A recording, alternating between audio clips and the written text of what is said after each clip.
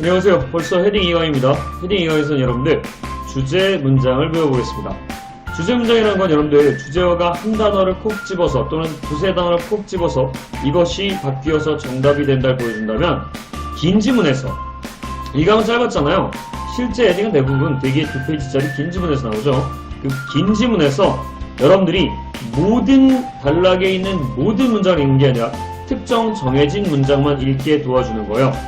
그래서 여러분들 실제로 이 특정 정해진 문장만을 읽어서 정답의 위치를 확실하게 뽑아내는 능력이 주제 문장의 능력이에요. 중고등학교 때 배웠던 걸로 두괄식, 미괄식, 중괄식 등이 있는데 헤딩은 이보다는 더 정확하게 각자 이런 규칙들이 적용된다라는 명확한 룰들이 있습니다. 그것을 적용하고 배우는 게 이 강의 특징입니다. 미리 여러분들이 직접 문제를 풀어보기 전에 이해는 되지 않겠지만 알아두시면 좋은 사항은 이런 것들이죠. 되게 첫째 줄과 마지막 줄에 그 단락에서 하고자 하는 그 글쓴이의 가장 중요한 말들이 숨어있는 편이고요. 또한 yet but however에서 yet은 그러나라는 뜻이고 but however는 당연히 그러나죠. yet을 아직으로 아시는 분들이 있을 것 같아 그런 설명했습니다. 이런 반전 접속사가 있는데 또한 주제어가 많이 들어가 있으며 실제로는 여러분들 인용부, 하이픈, 또 따옴표, 콜론, 세미콜론 등의 문장 보호가 있는 곳에 주제어가 많이 숨어져 있습니다. 이 글쓴이가 강조하고 싶기 때문에 강조의 역할로 태어난 문장 보호들을 이용하는 것이거든요. 또한 여러분들 네 번째는 계속적, 지속적으로 반복되는 표현들이 있습니다. 물론 같은 단어를 반복하는 쉬운 경우도 있지만요. 같은 의미의 다른 단어를 반복하는 경우도 있죠. 예를 들어 people이라고 했다가 individuals라고 했다가 human beings라고 했다고 예를 든다면 이런 표현들은 사람에 관련된 단락에 나오게 되어 있고요. 보기 중에 사람에 대한 얘기가 한 번만 나온다면 그 단락이 정답이 되겠죠. 자, 다섯 번째는 여러분들 되게 강조 느낌의 believe that, note that, recognize that, realize that, 대디아를 깨닫고, 대디아를 믿고, 대디아를 주목한다라는 등의 표현이 나오잖아요. 그 뒤에 굉장히 중요한 주제어가 들어가 있는 표현이 나옵니다. 그래서 주제 문장이란 이 5가지 규칙을 적용하는 방법을 여러분들이 잘 터득하신다면 헤딩에서 날개를 달게 됩니다. 주제 문장 여러분들한테 알려체 승패를 가려줍니다. 제가 여러분이라면 이 2강 여러 번 지속적 반복적으로 듣고 누군가에게 설명할 수 있을 정도로 만들어 볼 겁니다. 여러분들 이 2강 강력 추천하니 잘 정신 바짝 차려 들어주시고요. 반드시 수업 듣기 전에 문제풀이 해주십시오. 그리고 틀린 것을 배우는 과정을 통해서 여러분의 실력을 확실하게 향상시켜 보시죠. 이 강에서도 최선을 다해보겠습니다. 감사합니다.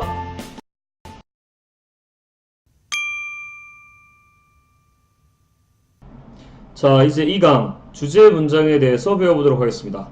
일단은 여러분들 주제 문장이라는 개념부터 정리를 다시 한번 해드릴게요. 제가 인트로덕션 비디오에서 이미 설명을 다 드렸지만 그래도 적어보는 게 더 좋을 것 같아서 한번 적어보겠습니다. 자, 첫 번째 주제 문장의 규칙은 1번 각 단락에 첫째 줄과 마지막 줄이었죠? 두괄식 첫째 줄, 마지막 줄 미괄식.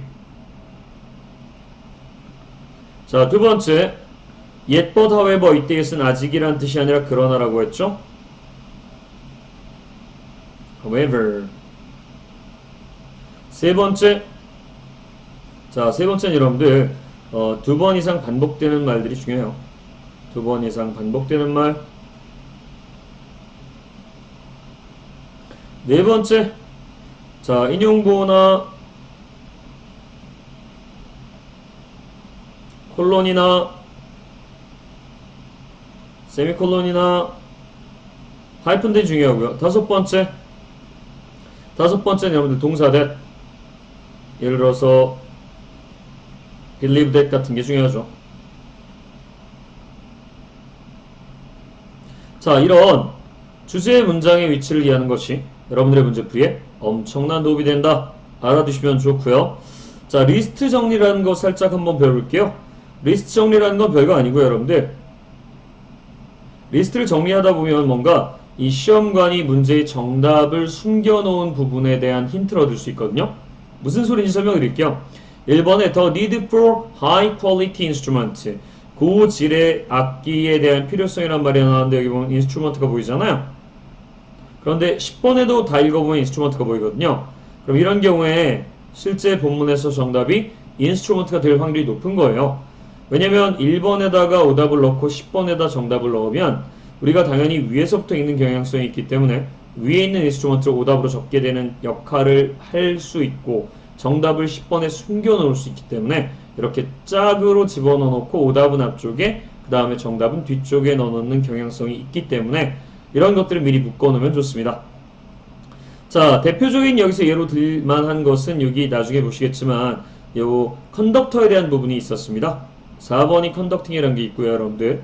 또한 9번이 컨덕터즈가 있는데 여러분이 문제를 풀어봤겠지만 특정 단락에서 컨덕팅 얘기가 나오는 걸 알고 계실 거예요, 맞죠? 문제 풀고 오셨죠? 그랬을 때 4번이라고 답을 하신 분들이 있을 텐데 실제 답은 9번이거든요. 자, 그렇게 해서 묶어놓지 않으면 눈에 먼저 보이는 대략 비슷한 오답을 고르게 되는 경우가 생기니까 제 말씀이 맞다라고 조금 이따 문제풀이할 때 이해가 되시면 각별히 주의하셔야 됩니다. 자, 이번에 formalities, 공식성들이란 뜻인데 formal에서 나온 말이죠. 이 명사에 쓰는 보통 본문에서는 일일이 나열합니다. 그래서 진짜 formality를 갖다 쓰는 게 아니라 이 formalities를 나열한 말들이 정답이 되는 경우가 많으니 잘 알아두십시오. begin이란 말이 나오죠. 이게 숫자 개념입니다. 그래서 실제 본문에서 숫자 느낌으로 바뀌어서 정답을 보여줄 확률이 높다. 결국 2번은 정답을 paraphrase, 다른 말로 바꾸는 기술들이 많이 들어가 있기 때문에 정답권에 넣어주면 좋다. 그래서 문제 풀이하기 전에 리스트를 정리하는 게 이렇게 유리한 부분이 있습니다. 3번은 실제 여러분들 밑에 보면 example로 나왔고요. 조금 잘리겠지만 3번이라고 보이시죠? 그래서 여러분들 이 3번은 미리 지워놓으면 되고요.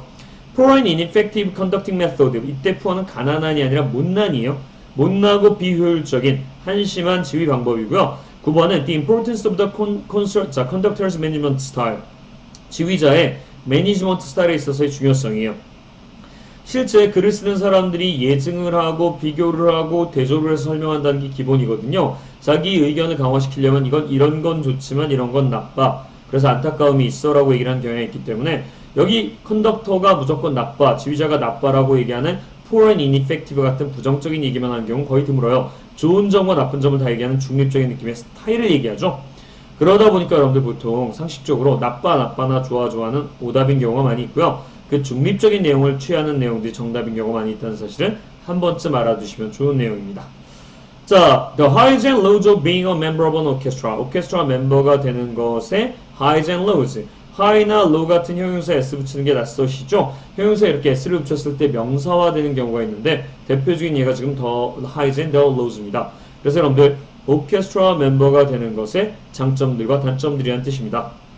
자, 역시 장단이 다 들어가 있죠. 4번과 차이가 있죠? 4번은 나빠만 들어가 있는데 5번은 장점들과 단점들이 다 들어가 있습니다.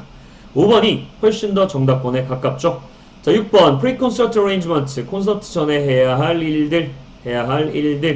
역시 명사였으니까 일일이 나열이고요. pre-concert에서 pre가 여러분들 이미라는 뜻이니까 미리라는 뜻이니까 문자는 숫자의 의미를 가지고 있다는 사실 절대 잊으시면 안 됩니다. 자, 7번입니다. The response of the audience. 사람이 나오면 항상 사람은 중요하게 동그라미를 치는 습관을 들이시면 좋습니다.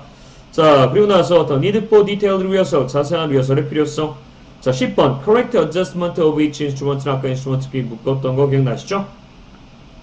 이렇게 리스트를 그대로 두는 게 아니라 리스트에서 중요하다고 보여지는 것들끼리 표현을 하고 그래서 정답이 될 만한 것들에 대한 상상력을 길러두는 게 모든 헤딩 문제풀이의 첫 번째 단계입니다.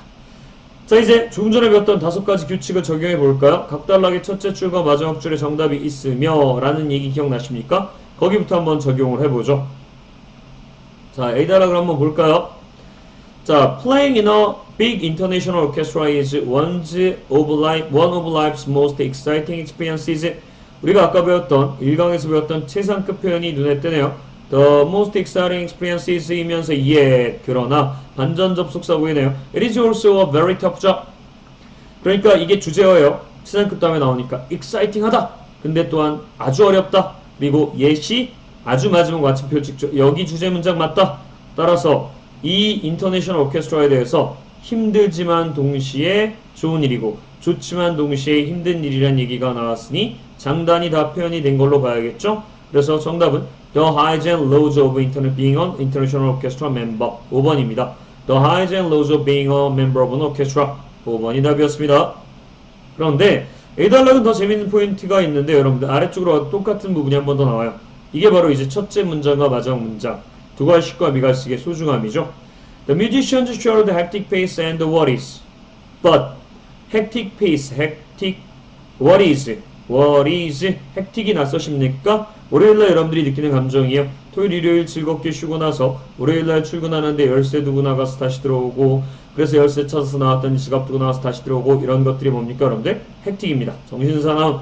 worries는요. 걱정요. But they also share the wonderful moments. 아름다운 멋진 순간도 쉐어한대요. 그러니까 헥틱과 worries는 los에 해당하고요. The lows. 단점들. wonderful moments는요. The highs.